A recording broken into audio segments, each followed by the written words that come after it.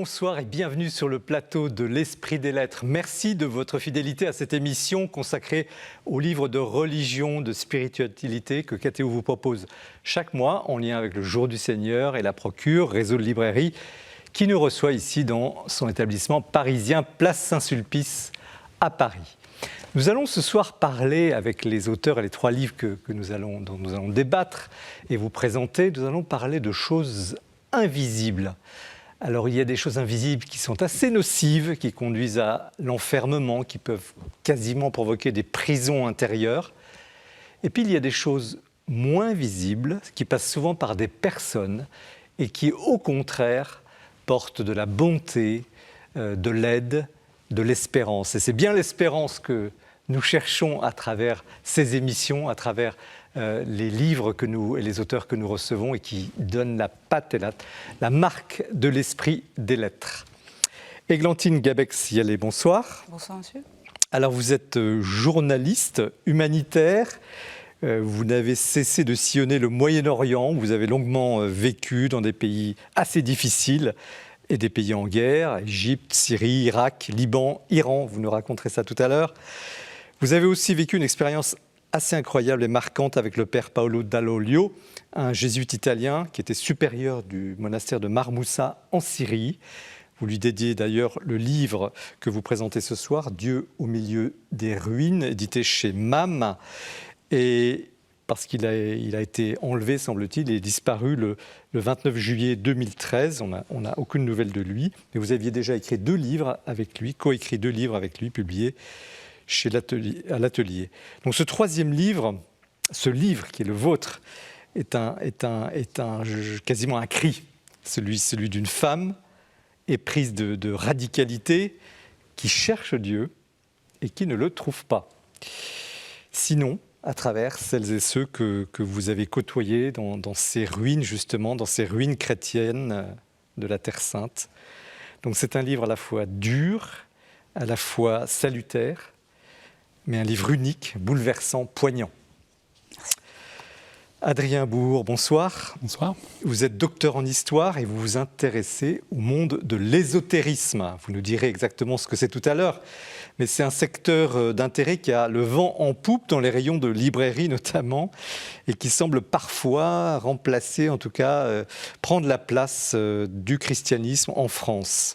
D'où le livre que vous publiez, donc c'est aux éditions Artege, Le christianisme au défi des nouvelles spiritualités, qui retrace la genèse, l'histoire de l'ésotérisme avec ses racines et surtout le défi que pose à l'Église l'essor populaire autour de ces nouvelles croyances, la curiosité qui est très à la mode. Donc c'est un livre érudit, assez exigeant, mais qui est très utile à ceux qui veulent comprendre ce phénomène. Denis Lancel, bonsoir. Bonsoir. Alors, vous êtes également journaliste, essayiste, et vous arrivez ce soir avec un ouvrage au titre assez énigmatique, Les Antigones de l'Évangile. C'est publié chez Artege, mais le sous-titre dit tout. Ces femmes qui ont puisé dans leur foi la force de résister à l'oppression. Donc, ces femmes courage, il y en a exactement 11, mais il y en a beaucoup plus parce que vous en faites le portrait, mais il y a aussi des religieuses africaines, des martyrs. Enfin, ouais. C'est extrêmement nourrissant, intéressant. Une sorte de bouquet de fleurs rouge sang que vous avez tressé. Un hymne à la puissance de la conviction qui fait parfois hésiter les pires bourreaux. On le voit dans les récits que vous mentionnez aux 4 coins de la planète. Donc c'est un éloge de la femme, de la conscience et de la foi chrétienne. Oui. Donc voyez-vous, 3 livres, comme souvent, très différents, mais qui promettent une très belle émission sur, au fond, peut-être le thème de la femme, on le verra, le thème de l'ésotérisme, le thème de la haute conscience. En tout cas, toujours traverser l'espérance malgré des difficultés. Je crois qu'on va être servi ce soir sur ce plan. Et merci de votre attention. Nous commençons, comme toujours, l'émission par l'actualité du libraire que Guillaume Vanier nous présente ce mois-ci. Dans l'actualité du livre religieux de ce mois-ci, nous avons tout d'abord 2 prises de parole épiscopales. celle de Monseigneur Éric de Moulin-Beaufort, archevêque de Reims et président de la Conférence des évêques de France, qui dialogue avec Bertrand Perrier, avocat, sur la parole, aux éditions Salvator. Alors nous le savons, la parole est un sujet crucial de nos sociétés. Elle est souvent malmenée, galvaudée. Et les deux auteurs, à partir d'exemples précis, l'homélie, la plaidoirie, la justice, les débats, les réseaux sociaux, nous montrent comment adopter une parole authentique, une parole vraie. Et c'est un livre qui est à la hauteur des exigences du christianisme, religion de la parole, religion du verbe. Deuxième livre écrit par un évêque ce mois-ci, celui de Monseigneur David Macaire, évêque de Martinique, et mon prêtre, avec un sous-titre inattendu, « Ces pauvres types que Dieu a choisis » aux éditions Première Partie. Monseigneur Macaire, c'est ici un recueil de ses textes adressés à ses diocésains et à ses prêtres. C'est pour des textes qui sont faits pour les soutenir à une période de l'Église où ils sont souvent malmenés, parfois même en difficulté. Et Monseigneur Macaire attire notre attention sur 4 dimensions du prêtre, sa fonction, son onction, sa mission et sa consécration. Voilà un beau livre à lire par les prêtres et les fidèles pour mieux comprendre le sens du sacerdoce. 2 livres maintenant de théologiens qui abordent des sujets inexplorés de la doctrine chrétienne. D'abord le très beau livre de Xavier Lopiné, « Les sourds en ce jour-là entendront les paroles du livre » aux éditions du Cerf. Il y a beaucoup de sourds qui sont chrétiens et qui sont malheureusement trop invisibles dans nos communautés chrétiennes. Eh bien, Xavier Lopiné nous montre comment l'Église peut être mieux attentive envers eux, mais surtout comment ils ont un message aussi à nous transmettre, comment leur expérience de sourd est aussi une expérience de Dieu, une expérience qui nous fait rentrer dans des dimensions inattendues du mystère de Dieu. Voilà un très beau livre. Autre livre sur un sujet compliqué et de débat, de tension même dans l'Église, celui de l'immigration, par le frère dominicain Jacques-Benoît Rocher, Les frontières d'un discours, les papes et l'accueil de l'étranger aux éditions du Cerf. Le frère Jacques Benoît est spécialiste de la doctrine sociale de l'Église et il veut nous montrer comment il y a peut-être des limites, des nuances dans ce discours des papes sur l'immigration. Et c'est en levant ces difficultés, ces nuances, eh bien, qu'on pourra mieux parler entre chrétiens, mieux avancer sur ce sujet qui est si sensible. Voilà un livre qui peut être bienfaisant et apaisant pour mieux dialoguer en Église sur le sujet de l'immigration. Et puis pour terminer, 2 figures à découvrir, 2 figures chrétiennes inattendues à découvrir. D'abord, John Fosse, dans ce livre d'entretien « Le mystère de la foi », publié aux éditions Artege. Alors John Fosse est presque pas connu en France, mais il a eu le devant de la scène parce qu'il a obtenu en 2023 le prix Nobel de littérature. Et donc c'est un personnage de premier plan pour la littérature mondiale. Et c'est un auteur norvégien qui s'est converti au christianisme après un itinéraire très mouvementé, un itinéraire fait d'ombre et de lumière qu'il retrace pour nous dans ce livre. Et puis, dernier personnage à découvrir, Nelly, Portrait d'une incandescente aux éditions de l'Emmanuel, que nous propose à découvrir sa nièce Laure Gombeau. Nelly était une religieuse morte en 1945, arménienne à Alexandrie au Caire, et elle a une vie dévouée au service des pauvres et au service des prêtres. Elle s'était consacrée à l'adoration de la gloire du Père, et ce livre nous fait découvrir une figure spirituelle très inattendue, mais aussi très chaleureuse, qu'on a envie de mieux connaître, de mieux prier. Voilà tout un tas de livres pour mieux avancer dans la vie chrétienne ce mois-ci. Merci Guillaume Vanier pour ce tour d'horizon toujours très riche. C'est le signe aussi que l'édition religieuse, même si elle bataille pour survivre et vendre des livres, se porte bien. Il y a beaucoup de créativité et nous la saluons à travers cette émission également. Nous commençons par le livre d'Églantine Gabex-Yalé, Dieu au milieu des ruines, avec la photographie d'une église qui a été visiblement agressée, bombardée, et dont vous allez nous parler, évidemment, Églantine Gabex-Yalé. Mais un petit mot d'abord sur vous. Qui êtes-vous? Je vous ai présenté comme journaliste, humanitaire, mais vous êtes une femme d'aventure, un peu. Vous aimez aller dans les pays difficiles. Oui, je ne sais pas si j'aime aller dans les pays difficiles, mais il s'est trouvé que ma vie a fait que je suis allée dans des pays difficiles. Mais quand je vivais en Syrie, par exemple, c'était avant la guerre. Donc c'était un autre contexte. Je suis actuellement chargée de mission à l'œuvre d'Orient, ce qui est un terme un peu valise pour dire que je fais plusieurs choses à la fois. L'œuvre d'Orient, c'est quoi pour ceux qui ne connaissent pas? L'œuvre d'Orient, c'est une association qui vient en aide aux chrétiens d'Orient, qui existe depuis 1856 et qui agit sur 23 pays, dans 23 pays où sont présents les chrétiens d'Orient. Et donc il y a une mission surtout d'éducation, de pastorale, de soins et de patrimoine. Mais c'est une association qui vient en aide aux communautés catholiques orientales sur place. Et donc on vous demande, chargé de mission, d'aller comme ça, de prendre votre valise, de partir au sac à dos et parfois dans des zones difficiles. Oui, c'est ça. Plus jeune, c'est un sac à dos. Maintenant, j'ai une valise. Et là, je pars dimanche en Irak, par exemple, pour faire un reportage sur les 10 ans de la chute de la plaine de Ninive. Il y a un mois, j'étais en Arménie pour un autre reportage sur les déplacés du Haut-Karabakh. Et en début d'année en Terre Sainte, là, c'était juste une visite amicale pour dire aux communautés religieuses et catholiques sur place, on pense à vous. On ne sait pas ce qu'on peut faire, mais on pense à vous. Alors pourquoi ce Dieu au milieu des ruines? Déjà le titre. Alors, le titre, c'est toujours la maison d'édition qui choisit. Donc vous avez contribué quand même. Parce que c'est vrai qu'il... En fait, depuis que je travaille à l'œuvre d'Orient, mais avant aussi, quand je travaillais en Irak pour la radio Al-Salam, je me suis trouvée dans des contextes où il y avait énormément de ruines. Et notamment, je pense à cette expérience en Irak entre 2016 et 2017, où je dirigeais la radio Al-Salam, qui était une radio pour les réfugiés et les déplacés. Donc les réfugiés, c'est ceux qui venaient de Syrie depuis 2012. Et les déplacés, donc c'était tous ces déplacés de la plaine de Ninive qui venaient de Karakoche, de Mossoul. Et tous étaient répartis dans des camps, et dans des camps qui étaient confessionnaux. Donc il y avait des camps de chrétiens, des camps de sunnites, de chiites, de yazidis. Et l'idée de l'œuvre d'Orient, mais aussi de la Guilde du Reld et de Raoul Follereau, qui était de recréer une radio, c'était il faut que ces gens se parlent entre eux. S'ils vivent dans des camps 1 an, 2 ans, 3 ans, on ne savait pas combien de temps ça allait durer. Et s'ils restent encore entre eux, entre chrétiens, entre sunnites, qu'est-ce que ça va faire? Ensuite, le dialogue sera encore plus compliqué. Alors Dieu? Alors Dieu. Dieu, alors pour moi, il a été... Ça a été une année bouleversante parce qu'en fait, je me suis dit, mais il n'y a... Où est Dieu?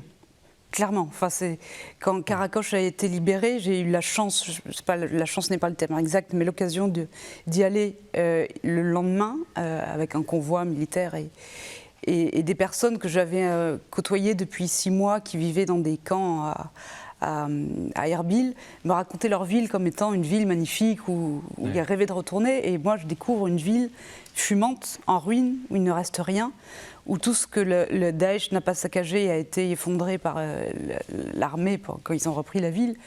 Et je me dis, et ça a été pareil dans les villes des Yazidis, et ça a été pareil ensuite à Mossoul. Et je me suis dit, mais là, il y a un grand absent, quoi. Qu'est-ce qui s'est passé ?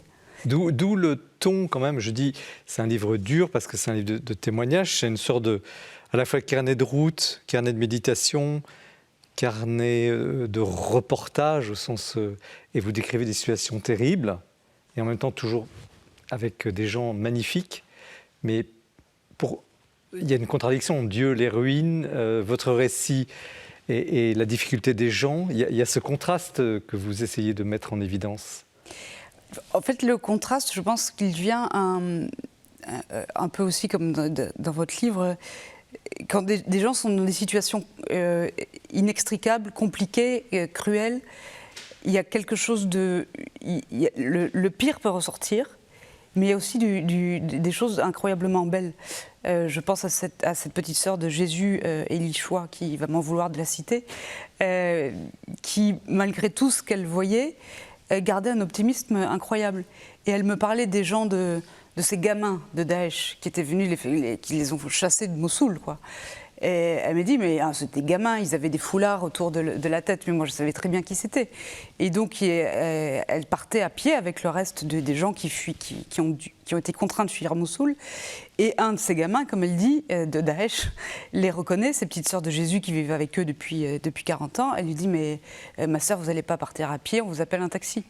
Ce genre d'histoire, c'est quand même improbable. Et elle raconte ça avec hilar, presque. Oui. Alors justement, j'appelle ça quasiment les 7 vertus, mais vos chapitres sont incroyables parce que c'est le courage, la prière, le silence, la légèreté, le rire, l'hospitalité, la confiance, l'espérance que vous avez réussi finalement à trouver sur ces ruines et sur ces gens qui ont tout perdu et qui sont bouleversés, C'est ça qui est contradictoire et en même temps qui fait la grandeur de la force du livre. C'est qu'en fait, ils m'ont donné ce que moi, je n'avais pas. Moi, je ne vivais pas des situations difficiles, mais je les vivais à travers eux. Et je trouvais ça d'une injustice terrible et avec quelque chose que je n'arrivais pas à saisir. En fait, c'est une sorte de recherche. Je me suis dit, est-ce que c'est Dieu qui meut leur combat ou leur façon d'être? Qu'est-ce qui les fait agir, quoi? Et donc, au fur et à mesure de ces rencontres, je me suis dit, mais ok, moi je n'ai pas la foi, j'ai essayé de la chercher, alors peut-être que j'ai mal cherché, mais je vais essayer de la trouver en eux et en fait grâce à eux, à elles, parce que je parle beaucoup de religieuses aussi, elles m'en donnent des petits bouts. Et alors bon, là, je ne vais pas dévoiler la fin du livre, mais je n'ai toujours pas trouvé la foi, mais d'une certaine manière, elles m'y ont fait participer. Alors vous avez une phrase assez dure sur la prière notamment, et c'est ma question aussi. Vous avez cette phrase, vous dites « Qui prie-t-on lorsque l'on prie ?» Qui prie-t-on lorsque l'on prie? Et au fond, quel est votre, après tout ce parcours, tous ces gens que vous avez vus, ces hauts, ces bas, ces ruines fumantes, comme vous disiez tout à l'heure, et puis en même temps qui ont été reconstruites pour certaines, ce combat incessant, quelle est votre espérance? C'est une question compliquée.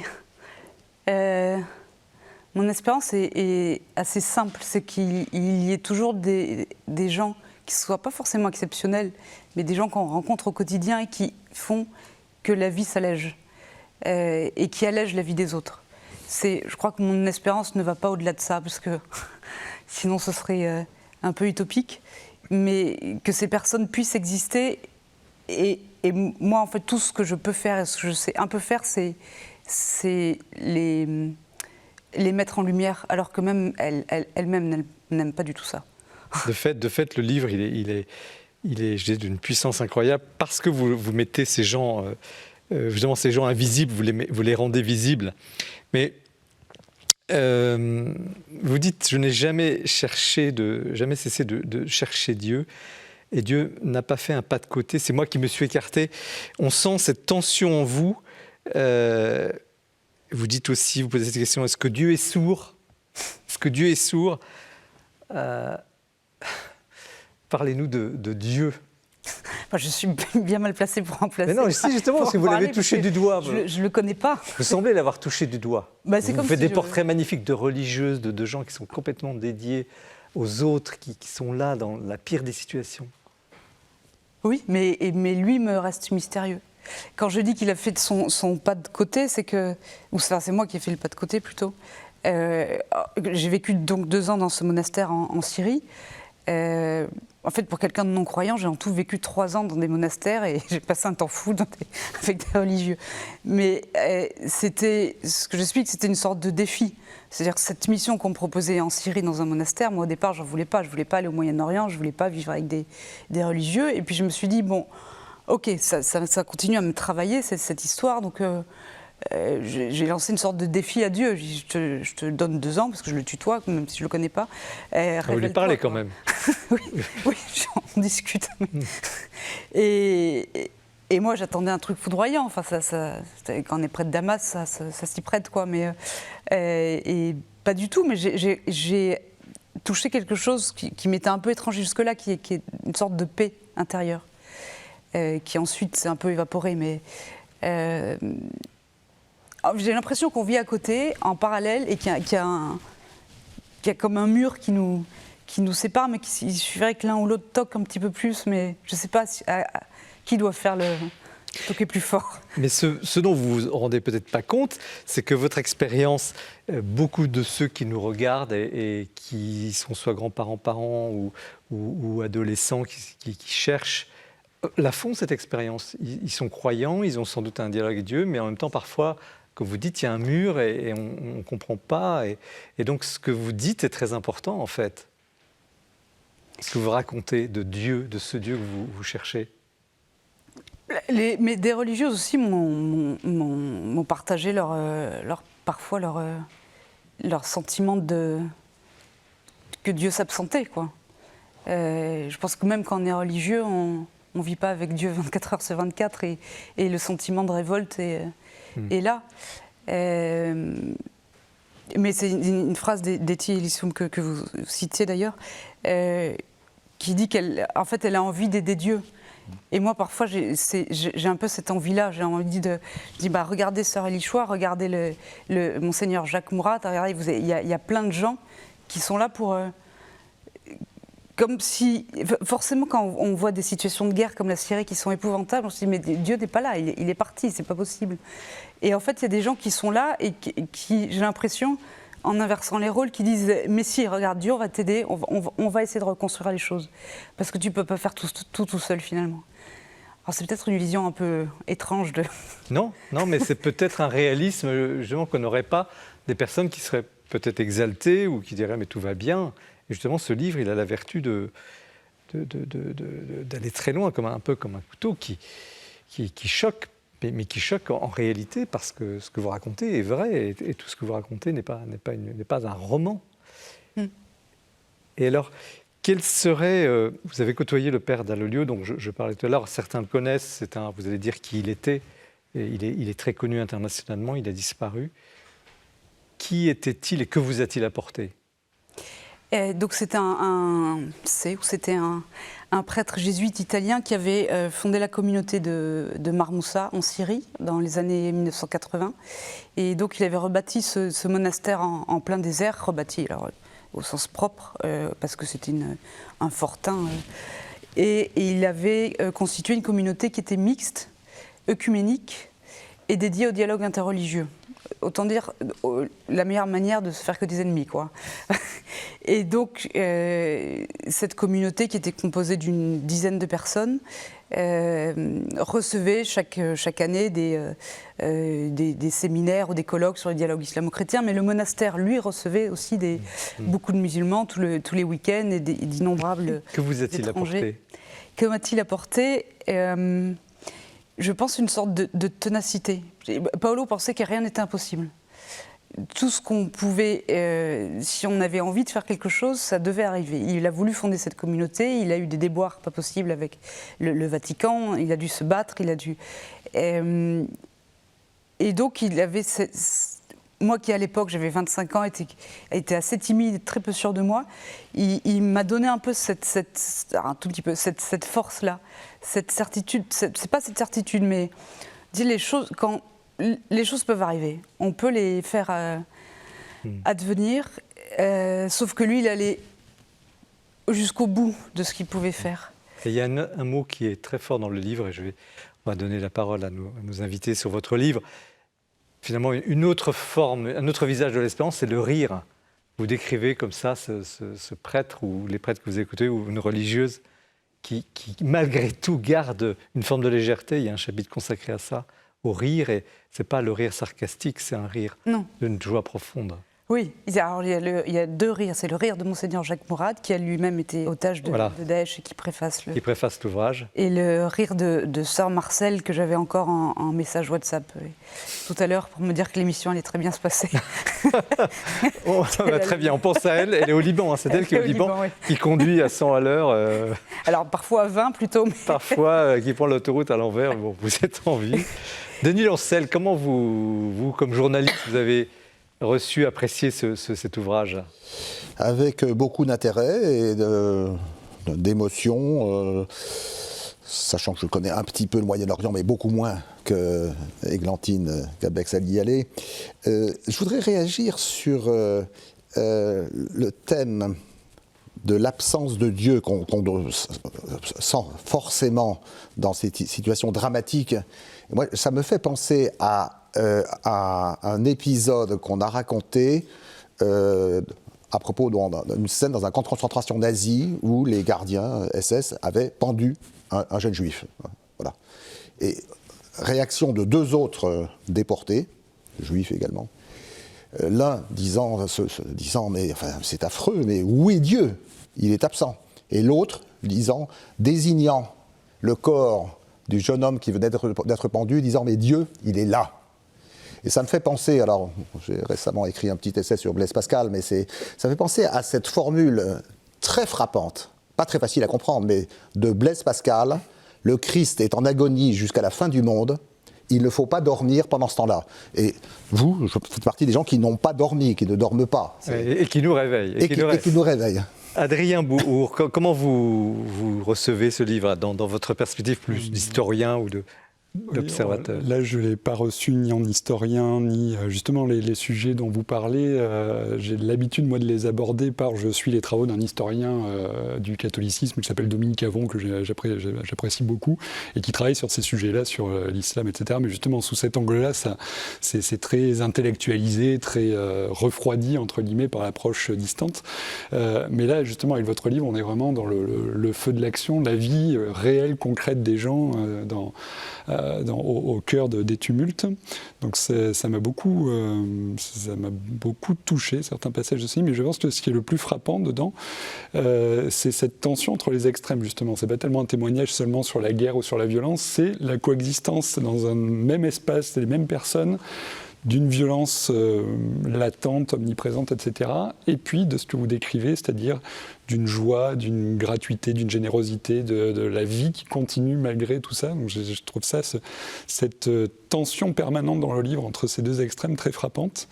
Et puis le plus, et vous l'avez un petit peu évoqué, Monsieur Lénoy, le plus poignant finalement, c'est votre propre vie qu'on entrevoit justement, votre propre expérience qu'on entrevoit à travers tout ça. Et le côté, justement, le titre pourrait laisser croire que justement ça va être un grand témoignage de foi, Dieu au milieu des ruines, quoi. Et non, c'est pas ça justement. Il y a cette tension. Et moi qui aime beaucoup Dostoïevski, j'ai retrouvé un petit peu cette tension dostoïevskienne là entre la foi et l'athéisme, les personnages au bord du gouffre, etc. Sauf que là, c'est pas des personnages, c'est vous. Donc c'est tout aussi d'autant plus touchant, quoi. Voilà. Alors, est-ce que dans ce chaos, parce que vous décrivez des scènes de chaos, Dieu, alors est-il muet? On vient d'en parler, il est quand même là, Blaise Pascal nous le rappelle, mais est-ce qu'il laisse faire ce mal, en définitive? Les religieuses que vous avez côtoyées, qu'est-ce qu'ils vous disent de ça? Quand ils sont face à l'incompréhensible scandale du mal?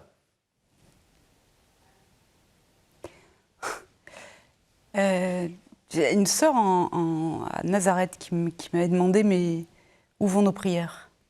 Je pense qu'eux-mêmes sont parfois confrontés à une sorte d'incompréhension. Mais je pense que ce sont aussi des personnes qui connaissent bien l'être humain et qui savent ce dont les hommes sont capables, mais sans jamais les condamner. Même au pire, Daesh est une des pires expressions de ce que peut être la cruauté. Et pourtant, quand je les entendais raconter, il y avait de la tristesse.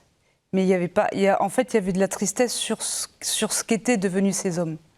Sur ce qu'ils faisaient aux autres, bien sûr, mais qu'est-ce qui les avait menés à faire ça? Et je pense que leur questionnement est plutôt là. C'est qu'est-ce qui pousse les hommes à faire des actions aussi absurdes, malfaisantes et cruelles. Et je pense que là, il y a le mystère. Adrien Bouhours, est-ce que Dieu a une terre sainte? Parce que quand on vous entend, on se dit, mais la terre sainte, elle n'est peut-être pas là. Vaste question. Je ris, je ne devrais pas rire, mais enfin... Alors j'étais parti dans toute autre chose, je pensais à Mère Teresa justement, parce que cette radicale absence de Dieu dans l'expérience, et finalement c'est... On a l'impression que la foi de certaines personnes a besoin justement de cette confrontation avec le mal brut. Et justement, la Terre Sainte, mais bien d'autres lieux malheureusement sur la planète, sont des lieux où cette violence existe. Mais c'est étrange, moi je n'ai absolument pas ce besoin justement de me heurter à ce genre de situation, mais je vois des personnes qui sont dans cette perspective-là. Et justement, la Terre Sainte peut-être comme lieu de coexistence des extrêmes, pareil. Ouais. Denis Lancel, Dieu a-t-il une Terre Sainte? Oui, il a une Terre Sainte, et en même temps elle se heurte à, j'allais dire... la jalousie des hommes, peut-être la jalousie du diable, je vous dis, de Satan. Et on se dit ce qui est assez terrifiant quand on pense au conflit israélo-palestinien qui dure depuis 3/4 de siècle, 75 ans. On a, si j'ose dire, fêté le 75e anniversaire cette année, et avec encore un épisode très cruel le 7 octobre dernier. Et avec un engrenage qui paraît de violence réciproque.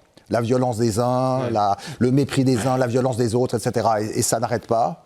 Et on se dit que c'est bien au cœur du Moyen-Orient, et c'est quand même la Terre Sainte, oui, parce que c'est quand même là que Jésus-Christ, le Sauveur de l'humanité, est né, et c'est là qu'il y a peut-être, pratiquement les pires des violences en ce moment, même s'il y a d'autres pays où ça se passe mal aussi. Et oui, c'est toute la logique. Et comme croyant, comment vous le... Comme un défi, mais pour nous tous. Un défi pour nous tous, parce que finalement, actuellement, la situation de l'ensemble du monde et même dans notre pays n'est quand même pas très réjouissante. Et nous, on est tous, il y a beaucoup de gens qui sont tentés par la haine. Il y a un certain nombre de pays, même aux États-Unis, il y a des scènes de guerre civile. Je dis même aux États-Unis, c'est un pays assez éloigné, qui se considéré comme de tradition démocratique. Alors comment résister à la haine, Églantine Gabex-Yalé ? Comment résister à cette tentation de la haine, de la réponse de la haine ? Vous avez des exemples ? J'ai des exemples, oui, notamment du père Jacques Mourad, qui a été otage de Daesh pendant 6 mois, qui a subi des violences, à qui on a demandé de régner sa foi, et qui finalement, au bout de 6 mois, a réussi à s'enfuir, avec l'aide d'un ami musulman sur une mobilette. Et après, je n'ai jamais entendu une parole de haine, ni de colère, ni envers ses bourreaux. Parce que c'est des bourreaux, quelqu'un qui... et même un de ses geôliers lui avait dit de prendre ce temps comme une retraite spirituelle. Et donc, il avait gardé ça à l'esprit. Et quand je parle de lui, c'est de son rire, parce que j'ai cette image très forte d'une des premières photos de lui qui nous est parvenue juste après sa libération, donc après 6 mois d'épreuves très dures, où il ressemblait à quelqu'un qui sortait des camps de la mort. Et il riait, il irradiait. Je dis, mais d'où tu sors ce rire, Jacques ? Tu viens de passer 6 mois en enfer à pas savoir si tu allais vivre ou mourir.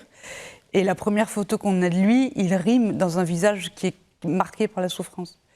Et après, chaque fois que je le vois, que ce soit en Syrie ou ici, il éclate de rire. Et pour moi, ça c'est la plus belle des réponses. Ça brise la haine, ça. Est-ce que ce ne serait pas ça, je n'oserais pas dire la vocation, mais un des grands messages des chrétiens d'Orient que vous côtoyez, que vous aidez dans votre travail quotidien ?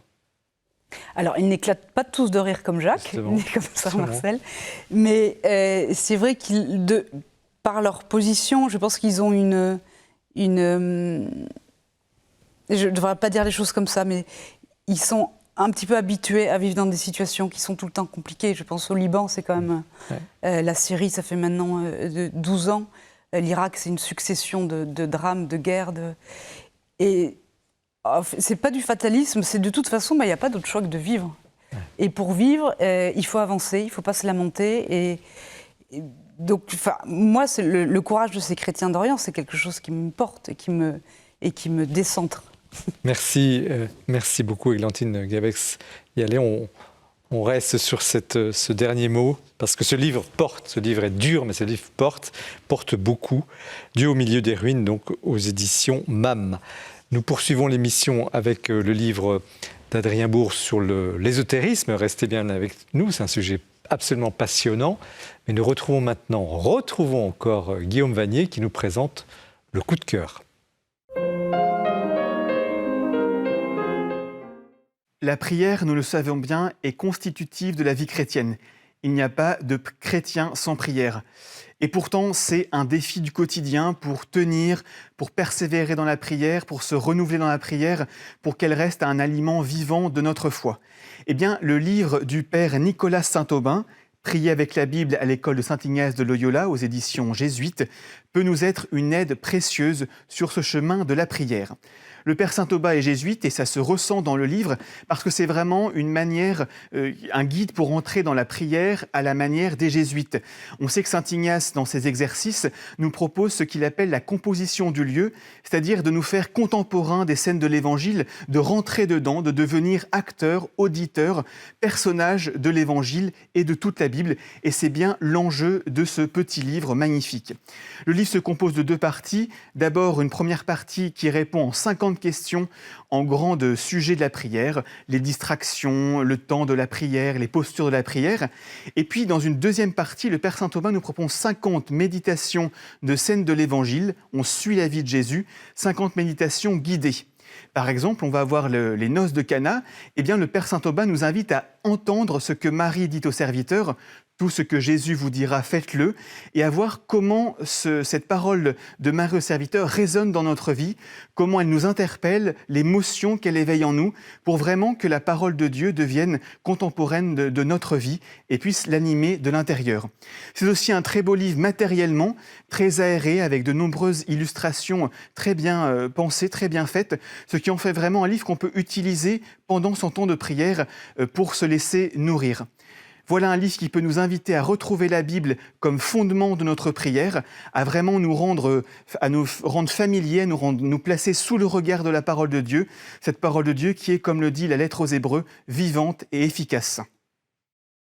Merci Guillaume pour cette présentation. Nous poursuivons l'émission avec le livre d'Adrien Bourg, Le christianisme au défi des nouvelles spiritualités. C'est publié chez Artege. Une question sur vous. Je vous ai présenté comme donc vous êtes docteur en histoire, vous êtes passionné par ce sujet. Peut-être un peu plus sur vous, comment vous êtes arrivé à cette passion. Alors si je devais vraiment tout raconter, il faudrait que je rentre vraiment dans toute... quelques mots, en quelques lignes. Chemin, mais je dirais très rapidement que je suis une personne qui a grandi dans une famille athée et pour qui la première proposition religieuse un peu sérieuse qui a été faite, ça a été l'ésotérisme. Alors, je suis obligé de vous arrêter. Dites-nous tout de suite ce que c'est que l'ésotérisme, parce que c'est tellement large. Alors, l'ésotérisme, c'est tout un continent gigantesque de l'histoire religieuse. Et donc, il y a des universitaires qui travaillent sur cette histoire. Dans mon livre, j'utilise les travaux de ces universitaires. C'est un petit côté vulgarisation. Et donc, pour dire les choses très rapidement, ça va être une forme de pensée. C'était la formule qu'employait le spécialiste du domaine, Antoine Fèvre. Une forme de pensée avec des critères bien précis pour la caractériser, qui émerge à la renaissance de plusieurs courants antérieurs, la gnose, le néoplatonisme, la kabbale juive. Des mots compliqués, mais quel est l'axe central ? L'axe central va être de proposer quelque chose qui va être le cœur, le noyau de ce que va dire la voix officielle de telle religion, de telle philosophie, de telle, etc. Une sorte de message qui serait le cœur de ce que la masse des personnes, dont la masse des personnes ne voit que la surface. Voilà. Donc, ça serait un peu le message essentiel de toutes les religions qui se syncrétiserait dans un seul message, ça serait ça ? Voilà, ça mais qui n'est accessible que pour des initiés ou des gens initiés, alors à l'heure actuelle où c'est vraiment sur tous les états de librairie, ça paraît un peu curieux de dire que ce serait réservé qu'à une poignée d'initiés, etc. Mais le cœur du propos est vraiment celui-là, c'est-à-dire la révélation de quelque chose qui était caché pour le commun des mortels et qui, pour un petit groupe de personnes, est accessible. Et c'est quoi ce message en l'occurrence ? Alors ça dépend des courants et ça dépend des personnes qui parlent, mais l'un des éléments les plus essentiels, c'est ce qu'on appelle le pérennialisme, c'est l'idée qu'il y a une tradition primordiale dont toutes les religions seraient issues. Donc toutes les religions seraient les expressions d'une seule et même vérité fondamentale, qui serait la tradition primordiale et qu'on pourrait retrouver par l'initiation ou par l'ésotérisme, etc. Ça a été ça la proposition religieuse qui m'a été faite. Et on vit de quoi ? C'est pas seulement une idée. C'est quoi cette tradition primordiale ? C'est l'amour de Dieu, c'est l'intelligence, c'est quoi ? La gnose, c'est-à-dire la connaissance illuminative qui fait accéder à une connaissance totalisante de toute la réalité. À la fois d'ordre religieux et à la fois d'ordre naturel, les lois de la nature, ce qui explique tout ce qu'on peut voir dans les courants ésotériques, toutes ces prétentions à révéler des lois cachées ou des mécanismes cachés, des techniques de guérison cachées, etc., ou des vérités cachées, quoi. Alors, pourquoi aujourd'hui, ça a toujours existé, ça remonte enfin, ça a plus ou moins toujours existé dans l'histoire de la pensée, l'histoire de l'ésotérisme, sous des formes plus ou moins philosophiques. Mais pourquoi aujourd'hui cet engouement si populaire pour ces sujets-là? Est-ce que c'est un vide laissé par le christianisme, et particulièrement en France en plus, hein, c'est un phénomène très français. Que se passe-t-il? Alors là, c'est le travail justement de l'historien d'arriver à expliquer, à rendre compte c'est le cœur de votre livre. Et moi, ça a été le sens de ma démarche, parce que je trouvais que dans les analyses, les tentatives d'éclaircissement des causes de la déchristianisation, on jouait souvent sur le tableau athéisme contre foi, rationalité contre irrationalité, etc., comme s'il y avait deux pôles. Or, dans l'histoire, justement, et moi, dans mon expérience personnelle, ça a été le cas aussi, on voit apparaître ce troisième pôle de la religiosité alternative, de l'ésotérisme, des courants, etc. Et en remontant le fil, en remontant chacun des chaînons qui part de notre époque et qui nous amène vers le passé, on voit les canaux de transmission, on voit des acteurs qui ont joué un rôle de popularisation. Moi, j'ai beaucoup travaillé sur Frédéric Lenoir. Frédéric Lenoir doit sa propre conversion à l'ésotérisme, son propre intérêt à l'ésotérisme, entre autres à une figure qui s'appelle Arnaud Desjardins, donc de la génération d'avant. Arnaud Desjardins, lui-même héritier de René Guénon et de Gurdjieff, etc. Donc de chaînon en chaînon, on remonte les étapes comme ça et on peut écrire toute une histoire des courants ésotériques sur au moins 5 ou 6 siècles. Et avec des flux et des reflux, avec des périodes plus ou moins fastes pour les courants, mais avec quand même une tendance de fond de popularisation croissante. Avec le 19e siècle comme période vraiment très importante dans la popularisation, avec le magnétisme animal à la période révolutionnaire, le spiritisme au milieu du 19e siècle. Alors que l'Église était quand même florissante, combattue mais florissante. Tout à fait, mais justement, il y a cette tension qui existe, à la fois avec le rationalisme athée, qui va essayer de tirer de son côté la vérité, la religion au sens traditionnel classique du terme, et donc pour la France le catholicisme essentiellement, et puis ce troisième pôle de spiritualité alternative, parallèle, qui remonte essentiellement à la Renaissance, même s'il y a des racines plus profondes, c'est vraiment à la Renaissance que ça s'est cristallisé. À combien de personnes, on va pas dire de fidèles, en tout cas d'adeptes, je ne sais pas comment le dire, vous pourriez estimer combien de Français aujourd'hui seraient attirés par ces courants? Alors c'est très difficile à quantifier parce que justement ça se présente, c'était la formule un peu consacrée dans la sociologie des religions pendant une période, comme une nébuleuse. C'est quelque chose de très éclaté, il n'y a pas de voie magistérielle, il n'y a pas de normes de contenu dogmatique bien définies. C'est très éclaté, c'est très mouvant. D'autant plus à l'heure actuelle où ça fonctionne beaucoup par des petits stages, des petits groupes éphémères qui se constituent le temps d'une semaine, etc., et qui n'ont pas de pérennité. On gravite comme ça de stage en stage ou d'instructeur en instructeur. Donc très difficile à quantifier. Alors il y a des petits points de sonde qui permettent d'avoir des données. Par exemple, aujourd'hui, 15% de la population adulte en France pratique le yoga de manière régulière, c'est-à-dire une pratique ascétique hindoue. Venus chez nous, importés chez nous par des courants ésotériques et transformés par eux dans ce sens-là, et donc qui aujourd'hui fait partie du quotidien d'une partie importante de la population. Pourtant, le yoga en soi, ça peut être une technique de détente, d'assouplissement qui ne conduit pas forcément à un accès ésotérique. Alors vous avez tout un je pose la question. Très large dans le proposition en termes de yoga. Initialement, dans ses terres natales, c'est une technique ascétique pour arriver à ce qu'ils appellent le moksha, la libération, la sortie du cycle des réincarnations. Il y a énormément d'étapes qui permettent d'expliquer comment on passe d'une technique ascétique très exigeante qui se transmet de maître à disciple à une technique tout public pour le bien-être, la santé, etc. Mais malgré ce yoga très bien-être, santé, qui est un peu la vitrine actuellement du yoga, il n'y a pas besoin de chercher très longtemps pour se rendre compte que dans une bonne partie des clubs, il y a un enseignement spirituel, et dans certains clubs, plus spécifiquement, on va parler de réincarnation, et dans d'autres, on va parler de possibilités d'illumination, de vie antérieure, etc. Donc ce contenu spirituel, il ne faut pas le gommer trop vite, même s'il y a ce côté très bien-être qui est mis en avant. Mais là, on retrouve des traditions asiatiques, bouddhistes ou hindouistes, qui sont assez bien connues, repérées. Alors, oui et non, parce qu'il y a bien des éléments qui viennent des religions orientales, mais la plupart du temps passés au tamis de la spiritualité alternative occidentale et de l'ésotérisme occidental. Typiquement, le le point doctrinal vraiment emblématique de cela, c'est la question de la réincarnation. Dans les traditions orientales, on a peur de se réincarner et on cherche à mettre un terme au cycle des réincarnations, et on a peur de se réincarner dans un état déchu. En mode occidental, et aujourd'hui et maintenant, les gens qui croient à la réincarnation, ils sont quand même assez nombreux, le voient comme un effet cliquet, c'est-à-dire on passe d'étape en étape, un peu comme dans les jeux vidéo, là on passe les niveaux et on va on deviendrait meilleur. Et avec à la fin une espèce d'état d'illumination, mais qui maintient la personne. Donc ça c'est l'héritage chrétien, alors que dans le mode oriental, on essaye au contraire de s'anéantir, de disparaître en tant que personne, pour se résorber dans le grand tout. Qu'est-ce qui cloche vraiment ? Parce que vous parlez d'une perspective chrétienne, le livre, il est clairement... je ne vous ai pas posé la question, mais c'est clairement... vous êtes assez critique, vous venez de parler du yoga et tout ça.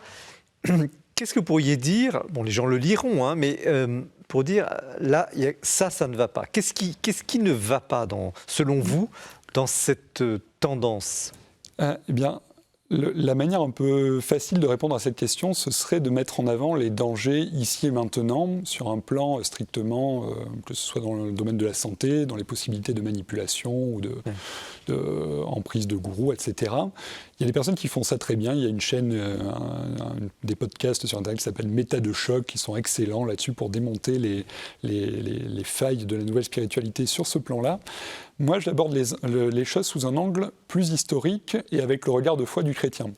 Et pour moi, le principal danger que je vois là-dedans, avec ce regard de foi du chrétien, c'est de passer d'une foi personnelle, où on croit en un Dieu personnel avec qui on peut établir une relation, qui nous aime et qui veut nous unir à lui, à une foi qui paraît beaucoup plus libre, beaucoup plus décontractée, parce que justement on sort d'un cadre dogmatique, de prescription, etc. On a l'impression d'être beaucoup plus libre, mais le Dieu, ou en tout cas ce qui tient lieu de Dieu dans ces propositions religieuses, se transforme en un espèce de grand océan impersonnel. Et quand on tire la pelote jusqu'au bout, on se rend compte que l'horizon spirituel qui est proposé, c'est la dissolution de la personne. Ce n'est pas le salut en tant que personne, ce n'est pas Dieu qui vous aime et qui vous veut auprès de lui, ce qui est ça la foi chrétienne, mais c'est une espèce de grand océan dans lequel on est supposé se résorber et s'anéantir. Et ça me semble très dommageable. Est-ce que l'Église a repéré ce danger ? Est-ce qu'elle se bat suffisamment, selon vous, contre ce phénomène, ou doit-elle se battre ? Alors, se battre, ce serait... la question, elle est dialectique. Mais... Bien sûr, bien sûr. Je pense que la prise de conscience existe. Il y a dans l'Église, depuis plusieurs générations, des personnes qui étudient ces courants. Il y avait le père Jean Vernet, il y avait le père, pendant un temps, il est toujours vivant, mais il s'en occupe un peu moins, le père Joseph-Marie Verlinde, qui était lui-même un converti de l'ésotérisme. Aujourd'hui, il y a le père Jean-Christophe Thibault, qui publie aussi chez Artege et qui examine tous ces sujets, à la fois avec le regard du pasteur, à la fois avec le regard de l'historien, qui est lui-même un converti des courants ésotériques, donc il connaît ça très bien de l'intérieur. Donc la conscience existe. Malgré tout, je pense que l'attention a beaucoup plus souvent été captée, accaparée par la lutte contre l'athéisme et le matérialisme. Par exemple, si on prend les textes de Vatican II, l'ennemi dans les textes de Vatican II, entre guillemets, le danger principal pour la foi, c'est avant tout l'athéisme et le rationalisme. Églantine Gabec-Schialet, comment vous, dans votre quête, vous percevez cette mise en garde, en quelque sorte, parce que ce livre, il est à la fois documenté, un livre d'histoire, puis en même temps, clairement, dites faites attention, ne vous laissez pas avoir par tel ou tel courant ésotérique. À vrai dire, avant de lire votre livre, je n'avais pas pris l'ampleur de ce courant. Enfin, je n'avais pas compris que ça existait autant. Les livres que vous citez, le yoga par exemple d'Emmanuel Carrère, ou les livres de Frédéric Lenoir, ou même l'alchimiste de Paulo Coelho, que moi j'avais beaucoup aimé étant beaucoup plus jeune. Mais c'est vrai, je comprends ce que vous voulez dire dans le sens où je pensais beaucoup au livre de Hermann Hesse aussi, je ne sais pas si vous voyez.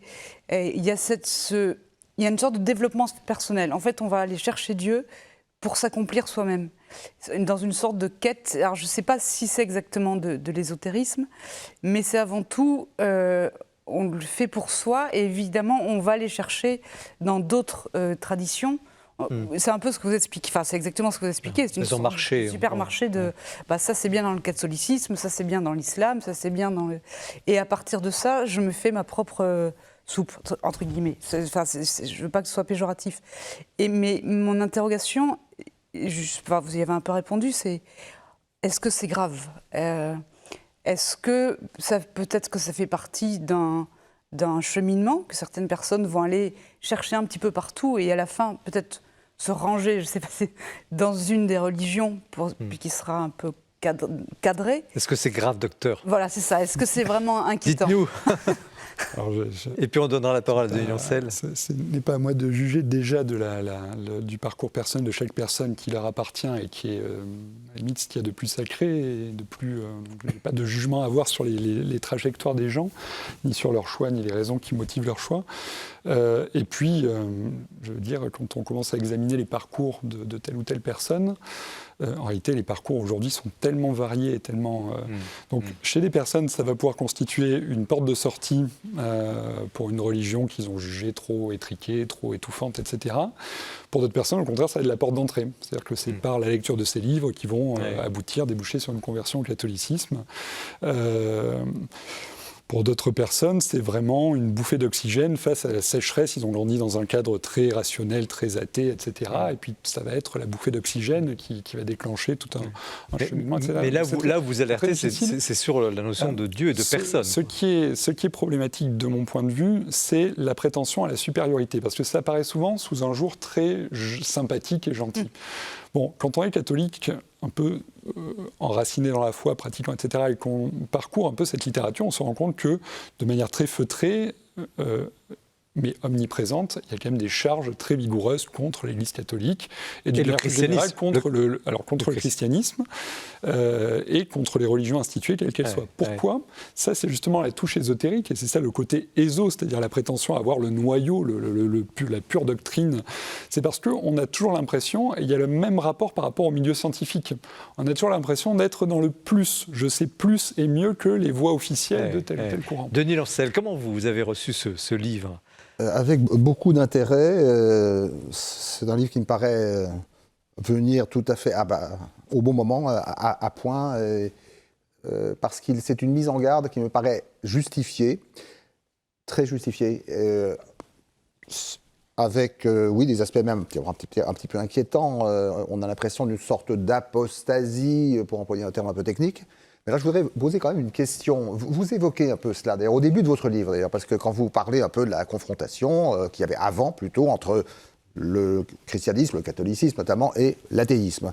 Voilà. Mais est-ce que, par exemple, là, c'est ma question, est-ce que il y a eu un courant un peu de désacralisation au sein même du catholicisme, cette désacralisation du christianisme, notamment dans les années 60, même avant d'ailleurs, 60, 70 et même encore après.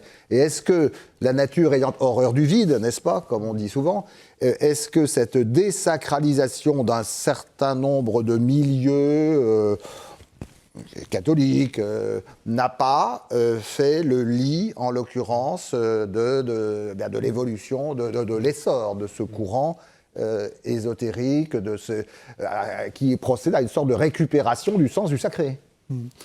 Alors, c'est une question très intéressante et l'interprétation spontanée des historiens a été celle-ci. C'est-à-dire que spontanément, on a interprété les choses en disant voilà, l'Église connaît une crise intérieure, le christianisme plus généralement, donc c'est en crise. Il y a même une partie du clergé qui veut éradiquer la religiosité populaire, etc. Donc les gens vont trouver les réponses. L'horizontalisation, enfin. Oui.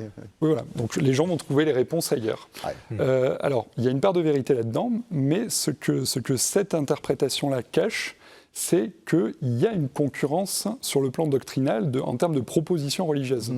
Et quand vous examinez certaines séquences historiques très précises, il y en a une qui est passionnante à étudier, c'est celle qui précède le Concile Vatican II. Oui. Avant le Concile Vatican II, les années qui le précèdent, vous avez la publication d'un livre qui s'appelle Le Matin des magiciens, qui va se vendre à 1 million d'exemplaires. 1 million. 1 million d'exemplaires. C'est sur la magie pure. Alors, c'est tout un recyclage de tout un bric-à-brac ésotérique qui remonte. Oui, donc il y a une demande avant même le Concile. 1960. Après, est-ce que ça ne pose pas, je rebondis sur la question de Denis Lancel, qui est fondée sur la question de la désacralisation, liturgie un peu négligée, etc. Au fond, la question du mystère, est-ce que les gens, au fond, en cherchant dans l'ésotérisme, l'homme n'a-t-il pas besoin, l'homme et la femme, pardon, de mystère, surtout dans une société hyper rationnelle dans laquelle nous sommes? Alors, tout à fait, mais justement, je pense que dans la foi catholique, le mystère est présent. Enfin, Oui, mais à condition qu'on en parle. À condition d'en parler. Et il est vrai que, mais je ne voudrais pas jeter trop la pierre non plus à la prédication des années 60, 70, etc. Ce serait un peu facile, d'autant plus que je pense qu'il n'y avait pas que ça. Mais il est vrai qu'il y a quand même une partie des bergers de l'Église qui ont cherché avant tout à répondre sur le terrain rationnel. C'était les déconstructeurs, Foucault, etc. Il fallait répondre à ça, donc il fallait prouver que la foi pouvait être crédible, pouvait être raisonnable. Et évidemment, pour beaucoup de gens, la question n'est pas intéressante. Alors, à propos de rationalité, justement, comment expliquer que dans un monde à ce point rationnel, où nous sommes techniques, technologiques, digital, hyper scientistes, on ait ce phénomène que l'on peut qualifier d'irrationnel, sans porter de jugement sur les personnes, mais de recherche... Alors, je pense que c'est un vernis, cette idée que nous serions dans un monde très rationnel, etc. Les figures mêmes qui ont porté le positivisme, puisque c'est l'école philosophique qui a débouché sur cette vision des choses, là on avancerait vers toujours plus de... Auguste Comte lui-même, quand on commence à aller examiner sa biographie, on découvre quelqu'un qui essaye de parler avec une morte, qui essaye de... Enfin, qui a des pratiques aberrantes. Donc, deux facettes, des personnalités comme Michelet, justement, ou comme Victor Hugo, qui étaient d'un côté des apôtres de la libre pensée et des progrès, etc., et puis d'un autre côté avait tout un pan de leur existence et de leur croyance qui était tout à fait irrationnel, entre guillemets, en tout cas surnaturel. Donc, je pense que c'est un vernis. En réalité, chaque personne est complexe et donc même les plus scientistes en surface ont une facette scientiste. Et puis quand on gratte un peu, on peut être une facette un petit peu plus surprenante qui surprendrait. Églantine Gabec, si elle est sur ce sujet-là, cette espèce d'hyper-rationalisme qui finalement ouvre la porte à une crédulité sans borne. Est-ce que vous voyez ça comme ça? Vous qui êtes confronté, qui cherchez Dieu. En fait, je me demandais s'il valait mieux mal chercher que pas chercher du tout. Et que est-ce que... Alors, en fait, je comprends la thèse de votre livre, mais je me suis dit, est-ce que finalement... ça ne veut pas dire qu'il y a quand même cette soif. Moi, le côté positif, c'est dire que les gens ont soif de quelque chose qui les dépasse. Et par contre, là où j'ai trouvé, enfin, c'est pas par contre, mais votre analyse intéressante, c'est que vous montrez les dangers de ce qui peut apparaître comme une religion cool, entre guillemets, c'est-à-dire un ésotérisme cool, où on prend un peu ce qui nous arrange et que finalement, il y a autant de dérives. Mais après...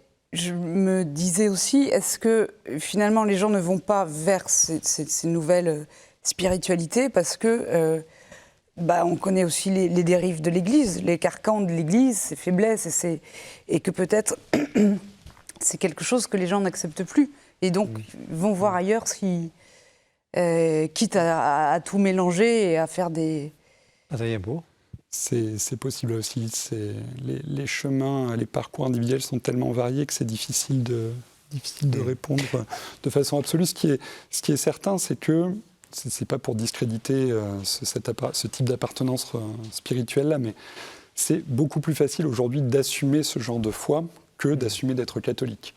Je vais prendre un exemple tout à fait évident. Moi qui travaille dans la fonction publique, il y a quand même un nombre important de circonstances, de cadres, où il est beaucoup plus facile de dire qu'on a été au club de yoga que de dire qu'on a été à la messe ce dimanche. Parce qu'après, il va falloir assumer, porter des réponses à des questions qu'on va nous poser, des petites piques, etc. etc. Donc il y a une forme, et ça c'est vrai que pour les gens du monde oriental, je pense que c'est tellement différent que la question ne se pose pas pour eux. La Dieu est omniprésent, c'est pas tellement la question de croire en Dieu ou pas, c'est la question de... Il y a moins de yoga aussi. Il y a moins de yoga. Mais chez nous c'est très différent, c'est-à-dire que l'état normal dans le vernis rationnel de notre époque, c'est de ne pas trop parler de Dieu. Et c'est sûr que dire qu'on fait du yoga, dire qu'on s'intéresse aux énergies, dire qu'on s'intéresse à la spiritualité, ça pose pas de problème. C'est moins lourd à porter que... Ça vous déprime pas, ce constat ? Vous qui êtes quand même un militant, un journaliste engagé, toute votre vie, vous êtes un chrétien explicite. Dans l'espérance. Non, je pense... alors, oui, c'est préoccupant, c'est certain que c'est préoccupant, que c'est un défi, c'est évident aussi. Cela dit, alors je pense quand même que là...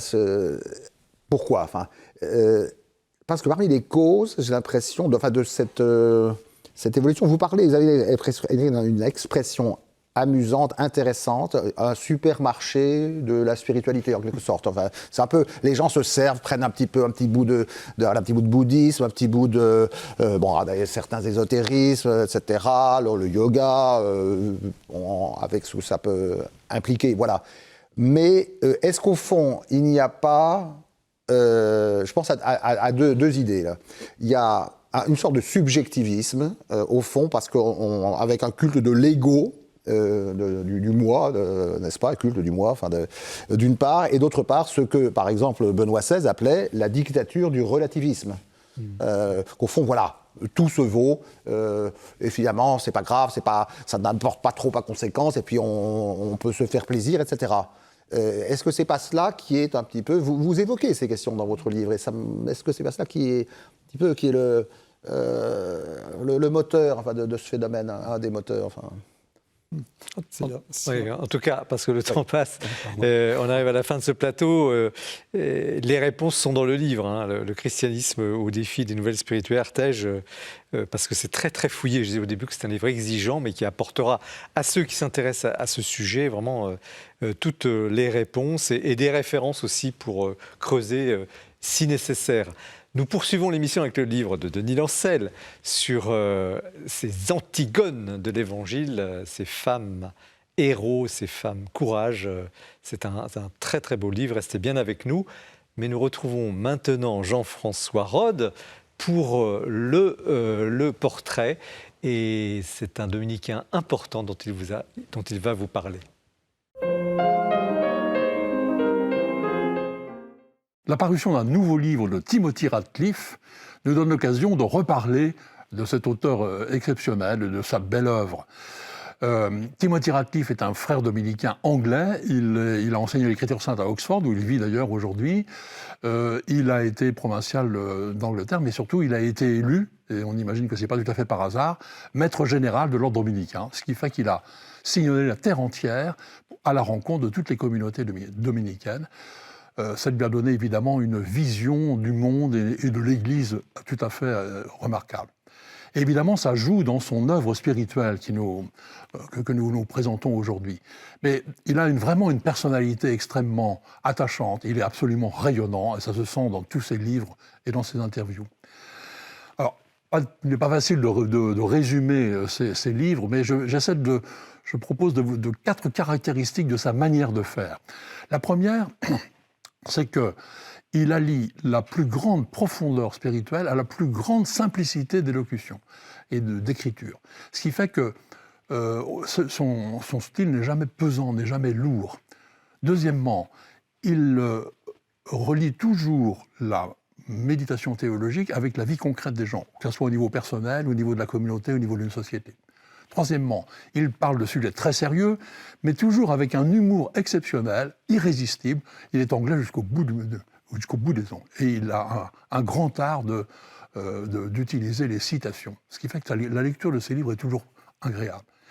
Quatrième caractéristique, il a fait toujours appel à une grande radicalité évangélique, mais en cherchant toujours aussi une sagesse humaine équilibrée. Voilà, alors, impossible de citer tous ces livres, mais je vous conseille de commencer, si vous ne l'avez pas fait, par « Je vous appelle ami ». C'est d'ailleurs un livre qui a déjà eu un grand succès. La première partie, c'est un dialogue avec Guillaume Goubert, journaliste à la Croix, ce qui permet de bien faire connaissance avec l'homme et sa pensée. Et puis, la deuxième partie, ce sont des articles qu'il a fait pour ses frères dominicains, mais pas seulement. Vous pouvez continuer avec « Que votre joie soit parfaite », où il traite de ces thèmes principaux, la joie, l'amitié, la sagesse. Pourquoi donc être chrétien ? C'est un appel, en fait, là aussi, à ce que les chrétiens soient vraiment chrétiens, qu'ils fassent la différence, comme il dit. Et puis, pourquoi aller à l'Église ? là, je ne veux pas déflorer, mais le livre commence par une histoire drôle qui vous fera éclater de rire, j'en suis absolument sûr. Et après, vous avez une belle méditation sur l'Eucharistie comme synthèse de la vie chrétienne. Voilà, je reviens au premier livre cité qui vient de paraître, qu'il a fait avec un plus jeune frère dominicain, bibliste à Jérusalem, Lukács Popko, Interroger Dieu, une méditation, une conversation sur 18 thèmes importants de la Bible, avec justement la richesse de cette conversation entre deux grands esprits. Voilà, je pense que vous avez compris que je trouve qu'on a beaucoup de chance d'avoir un auteur comme Timothy Radcliffe. Merci Jean-François pour ce portrait de Timothy Radcliffe, auteur passionnant et grand dominicain. Il a été maître de l'ordre, comme vous le disiez justement. Nous poursuivons l'émission avec Denis Lancel, les Antigones de l'Évangile, ces femmes qui ont puisé dans leur foi la force de résister à l'oppression. Chez Artege, mesdames, surtout, restez bien avec nous.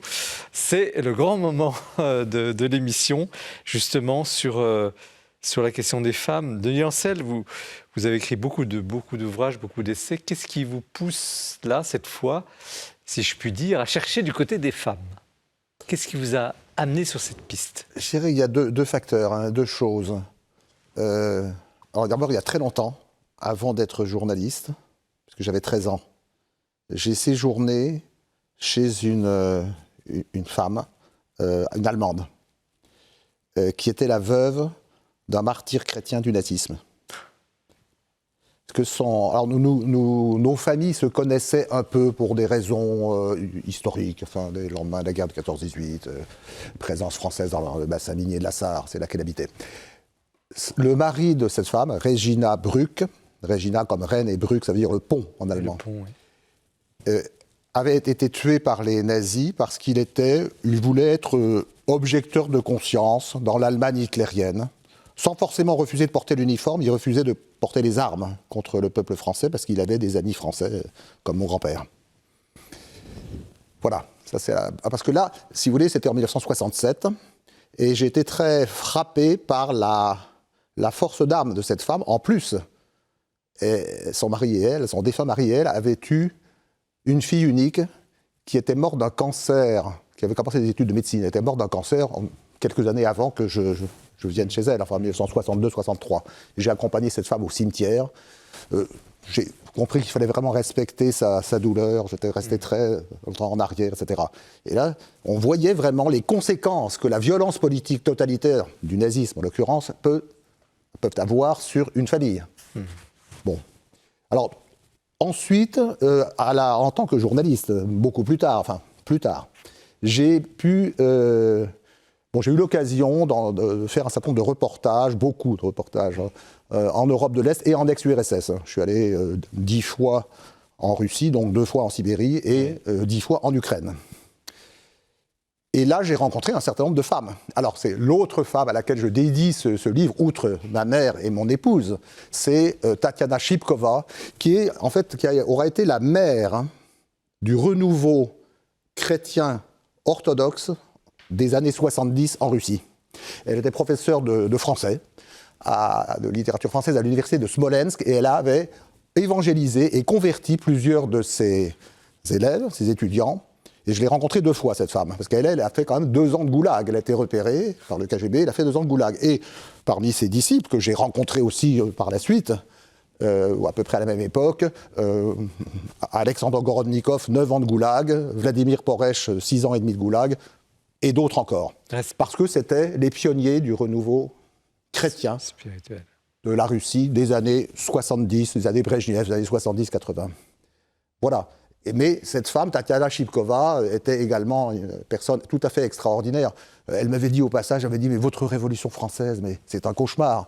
Et je lui avais répondu, oui, mais votre révolution russe s'est inspirée de ce cauchemar. Elle ne disait pas le contraire. Ouais. Voilà. Est-ce que les femmes, excusez-moi de poser la question comme ça, ont plus de courage que les hommes dans des situations critiques?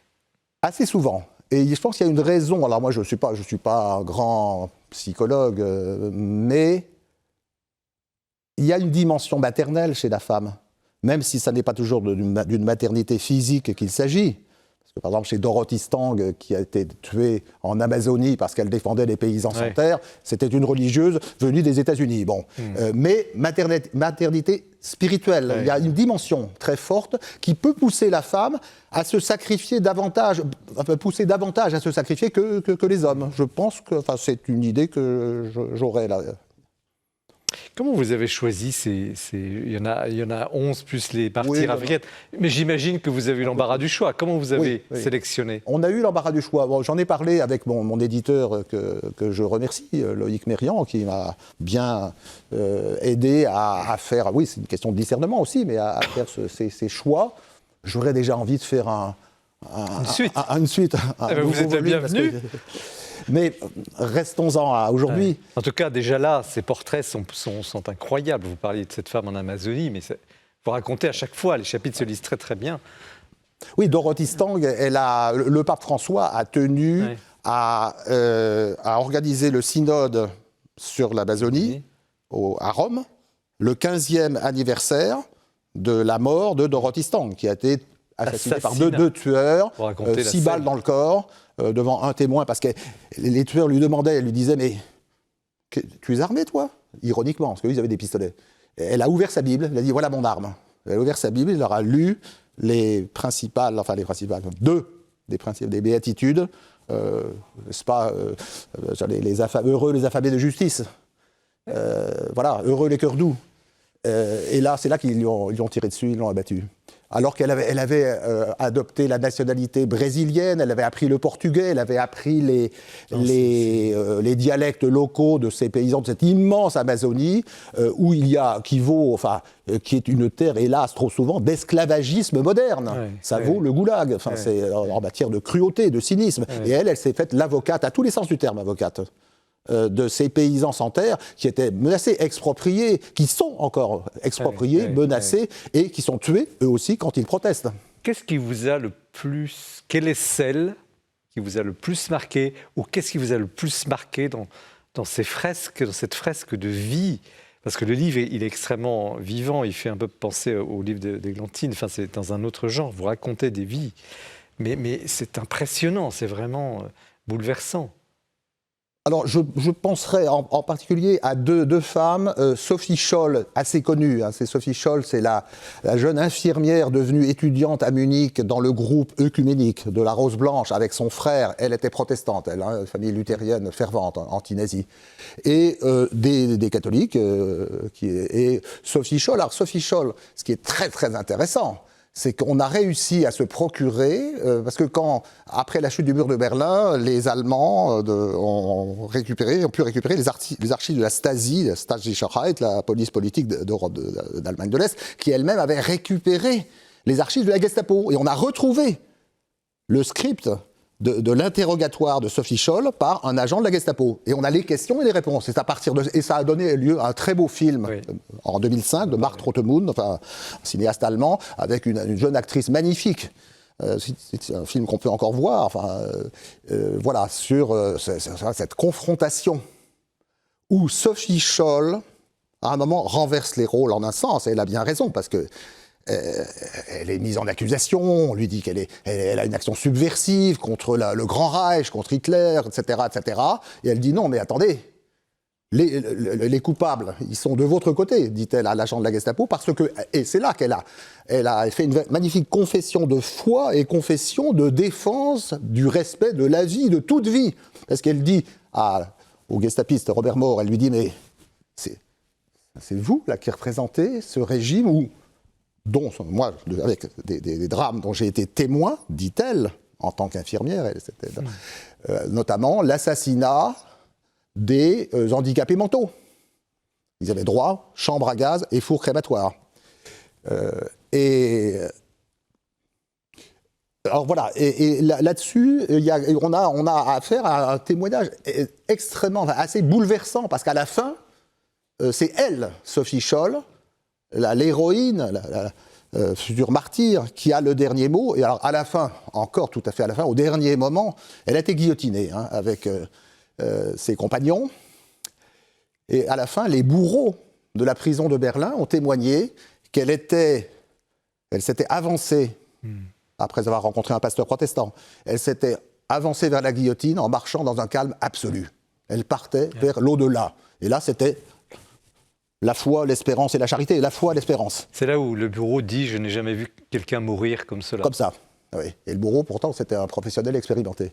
Alors voilà, ça c'est la première... alors après, la deuxième, on peut hésiter, mais je pense quand même à Margaret Buber-Neumann et son amie Milena Jesenska. Mais Margaret Buber-Neumann, elle, c'est une femme qui est passée successivement par le goulag stalinien et par le camp nazi de Ravensbrück. Et elle s'en est sortie vivante, tout en ayant accompli des prodiges, alors avec l'aide de Milena Jesenska, qui elle était ancienne collaboratrice de l'écrivain juif tchèque Franz Kafka, le célèbre écrivain Kafka. Elle avait été collaboratrice de Kafka, lequel Kafka aura été, à sa façon, un prophète juif de l'ironie contre la bureaucratie totalitaire, avec ses grands romans, le procès et le Justement, vous citez Kafka, cet univers kafkaïen. Qu'est-ce qu'il y aurait de commun, parce que le livre, il est planétaire, on est en Afrique, Amérique latine, évidemment, Russie, URSS, pour être plus précis, etc. Qu'est-ce qu'il y aurait de commun entre, finalement, ces totalitarismes qui soient d'ailleurs, quelle que soit l'étiquette, qui écrabouillent l'homme et la femme? Alors justement, comme Milena Jesenska, n'est-ce pas, Margaret Buber-Neumann avait rencontré à Ravensbrück, comme Milena l'avait souhaité. Milena est morte là-bas, après avoir récité un autre père. Milena disait, il faut que nous écrivions ensemble, un livre où nous montrons le caractère, la gémellité, comme on dit, enfin le caractère, ces systèmes jumeaux, ces systèmes concentrationnaires, totalitaires jumeaux, d'Hitler et de Staline, du nazisme et du communisme. Et c'est le travail, c'est ce qu'a fait Margaret Buber-Neumann, avec des IA. Alors, à travers l'horreur, si vous voulez, bien sûr, on parle énormément de choses très très dures, mais il y a comme des pépites, si vous voulez, par opposition. C'est là qu'on garde, et Milena et Margaret gardaient l'espérance. Même s'ils s'étaient éloignés l'une et l'autre du christianisme, elles avaient adhéré au communisme, l'une comme l'autre, un certain temps. Puis après, elles ont été vaccinées. Mais, on sait comment. Mais c'est l'idée que, oui, par exemple, un exemple. À un moment, Margaret, elle en témoigne, elle voit, devant tout le monde, devant tous les déportés, le commandant SS du camp de Ravensbrück qui dit, en ricanant, qui dit à une femme, à une détenue qui était une ancienne prostituée, qui lui dit, toi, une certaine Else Krug, qui lui dit, tiens, on va t'entraîner, tu vas battre tes compagnes de détention, te prends un fouet et vas-y, parce que c'était les punitions classiques, 25, 50 ou 50 coups de fouet, bon, on pouvait en mourir. Et cette ancienne prostituée, devant tous les déportés, dit non. Elle dit non au commandant SS du camp de Ravensbrück, en disant non, jamais je ne frapperai une de mes compagnes de détention. Alors à ce moment-là, comme l'autre perdait la face, le chef des SS, l'a envoyé directement à la mort dans la chambre à gaz, au crématoire. Terrible. Églantine Gabec-Sialé, quand vous entendez ça, ces témoignages de haute conscience, avec force et en même temps faiblesse, mais tenue, ces femmes disent non. Vous en avez rencontré, mais comment vous avez reçu cette suite incroyable de témoignages et de martyrs? Et avec une question lancinante, alors qui n'était pas celle de leur foi, forcément, mais du courage physique. Parce que c'est quand même des femmes qui ont des morts violentes, qui peuvent s'y attendre, qui savent parfois que ça va se passer comme ça, qui y vont au-devant. Alors, vous ne m'avez pas posé la question, vous l'avez posée à Denis Lancel, mais je vous réponds, oui, je pense que les femmes ont plus de courage. Mais non, blague à part, c'est quelque chose qui m'impressionne beaucoup. C'est-à-dire qu'on peut avoir tout... Et je ne sais pas si c'est lié à la foi. Il y a des gens qui n'ont pas de foi et qui ont ce courage-là physique. Et pour moi, ça, c'est une des qualités les plus rares et les plus belles. Et qui m'impressionne beaucoup. Et notamment le témoignage de sœur, alors je crois que j'ai oublié son nom, Elisabeth de la Trinité. Oui, c'est son nom voilà. Élise Rivet, qui était son nom de religion. Qui dans les camps arrivait à à réconforter tout le monde et qui ensuite donne sa place. Enfin, moi, je suis fascinée. Oui, elle prend la place d'une femme dans la file d'attente vers la mort, si je puis dire. Elle a été en quelque sorte presque un Maximilien Kolb féminin. Ouais. Adrien Bourg, comment vous, comme historien, même si ce n'est pas votre objet d'étude, mais aussi comme chrétien, vous recevez ce livre? Alors, comme historien, j'ai beaucoup appris parce que c'est justement un des mérites de ce livre, je trouve, c'est de sortir de l'ombre des figures méconnues, peu connues. Alors, certaines d'entre elles ne m'étaient pas totalement inconnues, notamment Ethel Soum, parce que était en chemin de conversion par l'intermédiaire d'un disciple de Carl Gustav Jung, qui est une figure des courants ésotériques. Il y a un petit lien avec mon sujet. Mais après, Sophie Scholl, j'avais déjà eu l'occasion de regarder ce parcours et c'est impressionnant. C'est-à-dire qu'on a vraiment l'impression... Et quel est l'enjeu aujourd'hui de publier ce livre, justement? Une martyre chrétienne des premiers siècles avec les minutes du procès, c'est impressionnant. L'enjeu... Alors, ce qui m'a intéressé, c'est justement le côté que vous avez posé la question de l'unité, quel serait le point commun de toutes ces formes d'oppression, etc. Et je crois que la réponse finalement est dans le choix du titre, les Antigones de l'Évangile, ce choix de parler des Antigones. La figure d'Antigone, finalement, quand on se replonge dans la tragédie de Sophocle, c'est une femme qui a deux frères, donc elle a deux frères et une sœur qui sont nés de l'amour incestueux d'Oedipe et de sa mère. Et donc ces deux frères sont supposés se régner sur Thèbes en se partageant le pouvoir une année sur deux, ça pourrait rouler parfaitement bien, mais l'un d'eux ne veut pas partager, à la fin de son année, ne veut pas passer la main, donc ils s'entretuent. Donc pourquoi la violence, pourquoi l'oppression? Déjà le refus de lâcher le pouvoir, quoi. Et puis Créon, donc, qui est le bourreau d'Antigone, enfin en tout cas le tyran. Le tyran. Ouais. Lui, qu'est-ce qu'il veut? C'est une cité qui roule parfaitement bien, où les lois telles qu'il les pense sont bien appliquées et tout. Et Antigone est là pour lui rappeler qu'il y a des lois qui dépassent l'humanité. C'est pas tellement la figure de la résistance de la conscience individuelle, de la personne telle qu'on la pense. Il y a de ça, mais c'est un mélange de plein de choses.